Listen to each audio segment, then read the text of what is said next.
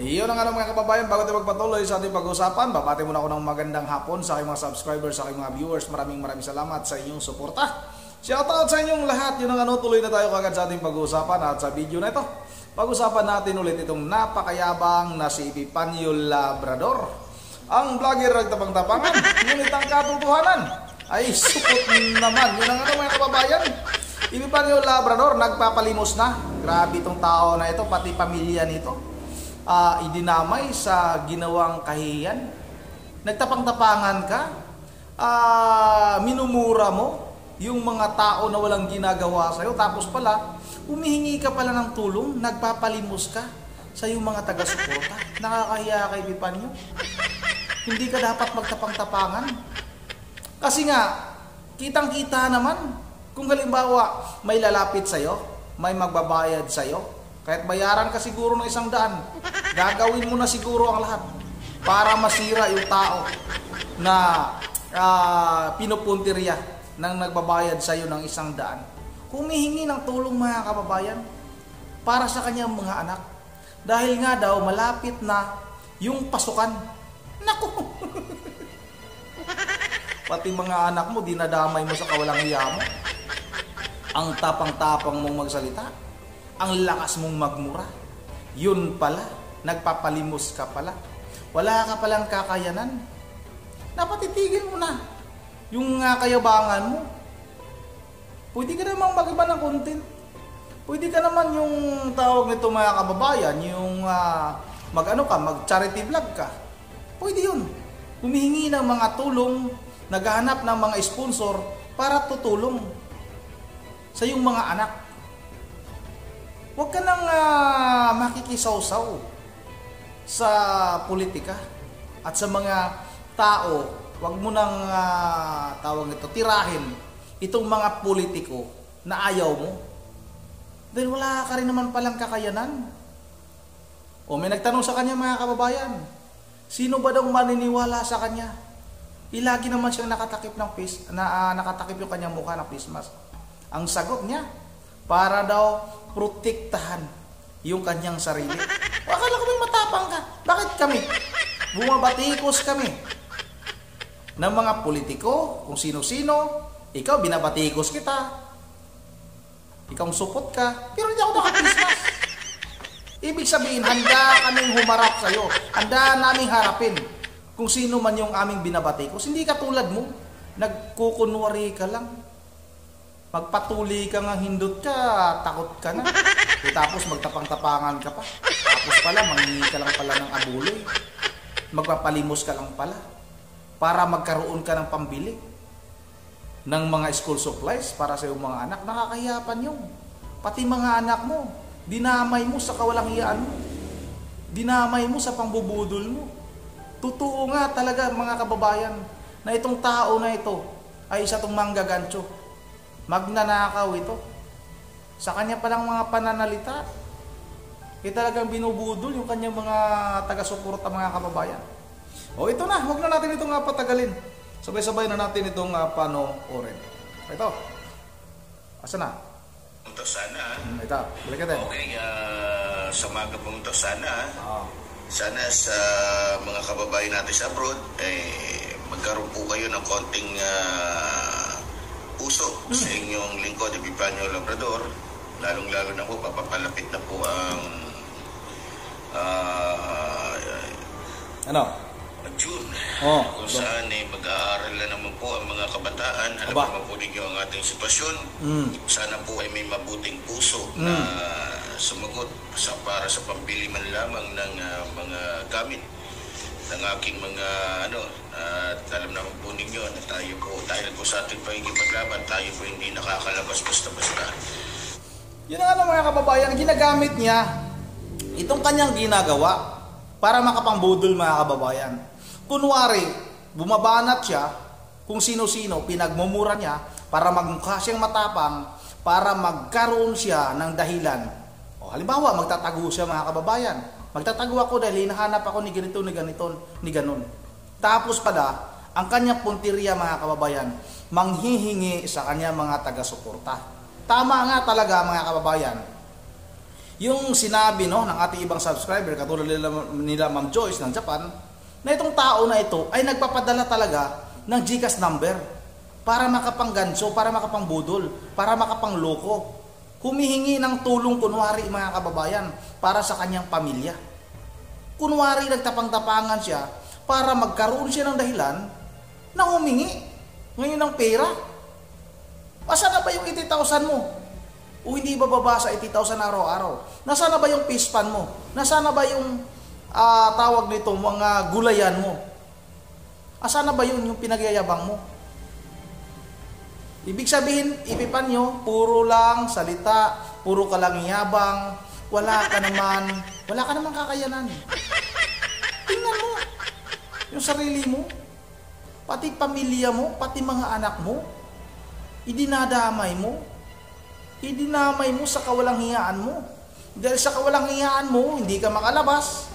Dahil nga bumabatikos ka, okay lang naman sana mga kababayan na bumabatikos tayo ng isang politiko, ng isang tao, ng isang samahan. Huwag naman yung sobra-sobra. Na kahit hindi mo naman, wala ka namang ebidensya, hindi ka naman sigurado na yan ang ginawa ng mga yan. Sinasabi mo na sila ang pumatay ni ganito, sila pumatay ni ganon. Ganito yung kanilang mga ninanakaw. Samantala mga kababayan, yung mga nangyari sa kanyang buhay, yan yung ibinibintang niya sa ibang tao. Talagang napakawalang hiya nitong tao na itong mga kababayan. Nung nakaraang mga araw, sabi niya, nangunguha na siya ng kuhol para maibinta, para makabili ng load, para makapag-live. Diba? Tapos may gana ka pang magmura, may gana ka pang bumabanat sa mga tao na wala namang ginagawa sa'yo. Nakakahiya itong tao na itong mga kababayan. Sa mga taga-suporta nitong si Epifanio Labrador, ano? Siguro, mahiya kayo. Nadamay kayo sa inyong sinusuportahan. Wala namang pinaglalaban ito. Ang pinaglalaban nito mga kababayan, pira-pira lang. Para makapanghingi, para makapanggancho sa kanyang mga taga-suporta. Ito patuloy natin. Saan na? Saan na? Po nila ng kaartihan. Yung drama ba? Yung drama. Magaling sila dyan. Talagang dyan nila kinukuha. Dahil dyan, nakukuha nila yung simpatya ng taong bayan. Yung dadaan nila sa drama, paawa, effect, ganun. Pero sa totoo lang, sila tumula. Sino ba naman yung laging nagdadrama? Sino ba naman yung laging gumagawa ng paawa effect? Ikaw, di ba? Yan yung sinasabi ko mga kababayan. Yung ginagawa niya sa kanyang buhay, yung nangyari sa kanyang buhay, yan ngayon yung kanyang ibabato doon. Si Bibi Sara na naman. At itong si Pangulong Duterte, mahilig daw magpaawa effect. Mahilig daw magdrama. Ikaw yung mahilig magpaawa effect. O katulad yan, sinasabi mo na wala kang pambili ng mga school supplies, kailangan mo ng tulong sa ating mga kababayan na nasa ibang bansa. Pumalapit lang ako sa'yo, sampalin kita eh. Napakayabang mo magsalita. Anong padrama-drama ni BP Sara Duterte? Anong sinasabi mo? Nangyari sa totoong buhay nila yan. Hindi mo ba nakita yung pagka-aresto o pag-kidnap kay dating Pangulong Duterte? Napakaliit naman ang utak nito. Gamunggo talaga mga kababayan ang utak nito. Talagang gatuldok. Yung mata hindi nakikita mga kababayan kung ano yung mga nangyayari sa ating paligid. Patuloy natin ito. Awa. Kita naman yung ugali ni Sara. Si Sara magaling magpaawa at pero tignan niyo siya kung paano siya kumilos, paano siya, kung gaano siya kabalahura, kung gaano siya kasiraulo. Kung tignan niyo naman, nagpapaawa effect yung gaga. Pero siya pang malakas magbanta. Diba? Yung sa impeachment lang niya eh. O diba? Ang lakas daw ng tama, ang lakas daw gumawa ng paawa ipik. Sige naman yun mga kababayan.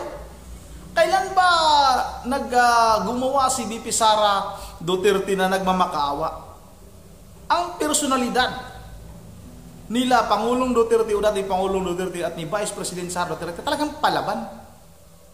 Yan talaga yung pagkatao nila. Hindi katulad sa'yo na kunwari palaban, pero napakaduwag naman.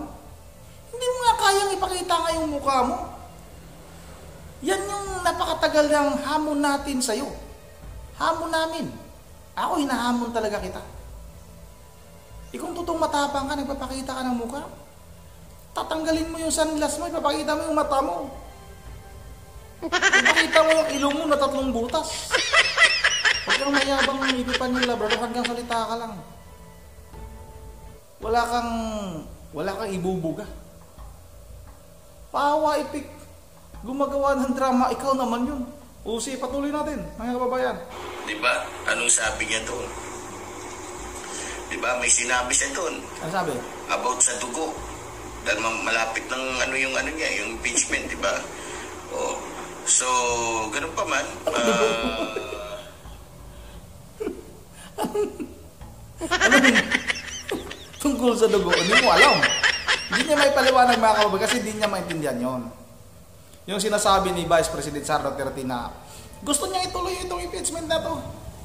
Kahit na dadaanak yung dugo, bloodbath, mga kababayan. Magkaroon man ng talagang ibubulgar talaga lahat. Dadaanak ang dugo sa mga tiwaling politiko, mga kababayan, dahil diyan natin malalaman kung gaano katiwali itong mga congressman na ito. Diyan natin malalaman kung gaano kasakim sa kapangyarihan ng mga ito. Mismong si Congressman Toby Tiangco na, mga kababayan, ang nagsabi. Campaign tawag nito, mga kababayan, campaign manager ng alyansa ng Bagoong Pilipinas o alkansya ng Bagoong Pilipinas. Itong si Congressman Toby Tiangco nagsalita na talagang conditional, mga kababayan, yung pagpirma ng mga congressman. Kung hindi ka pipirma, iipitin yung budget mo. At pag pumirma ka, siyempre yung budget mo talagang nandoon na. I-release na kagad ni tambalos-los. Kaya, mga kababayan, sa ginawa ni Congressman Toby Tiangco, talagang mas lalong lulubog, mga kababayan, ang kinabukasan ng mga congressman na yan. Ano bang ground nila sa impeachment na yan? Hindi mo naintindihan kasi. Ang alam mo lang kasi, manghingi ng abuloy, magpapaawa, gagawa ng kwento, nakasinungalingan. Wala talaga, mga kababayan, wala naman talagang kabuluhan yung impeachment na yan. Wala naman talagang sapat na basihan, walang ebidensya. Yung confidential fund lang. Samantalang pag isipin natin, mga kababayan, kung isipin natin na mabuti, ang confidential fund ni Vice President Sara Duterte ay wala pa sa kalingkingan ng confidential ng Office of the President. 4.4 billion. O magkano kay Vice President Sara Duterte? 125 million. Tama ba? Yung sinabi na nilustay. Pero yung kuha naman, nagsalita na walang nilustay na pira mula sa confidential fund ng Office of the Vice President. Mismong kuha na yung nagsalita. O ano pa yung dahilan? Ano pa yung basihan para ipagpatuloy ang impeachment na yan? O yun nga dito lang muna, mga kababayan, At hindi na natin tapusin itong video ni Panyong. Gusto ko lang na malaman ninyo na itong taong na ito ay napakahilig magbintang, napakahilig magmura. Kunwari matapang, mga kababayan, pero ang totoong buhay pala nito ay nagpapalimos para sa kanyang pamilya. Matapang ka magsalita, paninindigan mo. Huwag kang humingi ng tulong. Huwag kang magpapalimos dahil pamilya mo. Nakasalalay sa pamilya mo. Nakakahiya ka. Yung pamilya mo, yung pinapahiya mo. So ikaw yung tao na pati pamilya mo ay dinadamay mo sa yung walang kahiyan o walang hiya o walang kahiyan o walang, ano bang tawag ito, mga kababayan? Dinadamay mo sa pagkawalang hiya mo. Walang tamang term, mga kababayan. Yun na dito lang muna at di tayo makapag-shoutout kasi nasa isang lugar tayo. Abot ba internet dito? Tingnan ko lang muna, ha. Kasi nasa loob tayo ng bodega, mga kababayan. Hindi ko alam kung aabot yung internet dito. Mag-shoutout lang muna tayo kung lalabas, no? Yung ating internet, kung tatagos. Sa budiga tayo mga kababayan. Hindi talaga ayaw magbukas, ano? Shoutout na lang tayo kay Ma'am Joyce ng Japan, Ma'am Berje Veralius ng Pulilan, Bulacan, kay Ma'am kay Ma'am Edisa Borby, kay sa aming trabahada Cooper. Tingnan ko kung dito lang gagamitin ko, kung ito. Nandito, shoutout muna tayo. Nandito, lumabas yung data natin kung kaso walang komento. Ito. Shoutout na rin ha, shoutout. Shoutout kay Dionisia Baruga Pagunsan. Shoutout na rin kay Rogelio Cobilo. Shoutout kay GC Maniego. Shoutout kay Ronald. Shoutout kay Isayas Garcia, idol. Kay Jivel, shoutout ha. Kay Pilino Binas. Ay Eloisa Bililia. At kay P Bagyo. P Bagyo, shoutout sa idol, P Bagyo. Kay Imelda Pascua, idol, shoutout sa iyo, idol, Imelda Pascua. At kay Gima Ocampo. At kay Victoria Lopez. At kay Donsky Market Jr. Edwin Buko, shoutout sa iyo. At kay Daramboy. Yun ang dito lang muna. Kay Joel Joel Alonso Senior, shoutout din sa iyo. At hanggang dito lang muna. Once again, this is Arlon TV mo. Ingat ang lahat. God save the Philippines.